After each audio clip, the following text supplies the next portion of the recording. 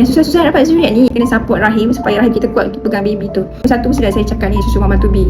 Supaya zat ibu cukup, supaya baby tu cukup, supaya dia support untuk penempelan tu, supaya baby stay kat situ. Untuk 16 minggu pertama, waktu ni adalah waktu yang sangat kritikal. Kena jaga perut tu betul-betul. Masih ada risiko untuk keguguran. Kalau boleh, tak boleh stres, buat aktiviti yang lasak-lasak, something yang banyak pergerakan bawah perut.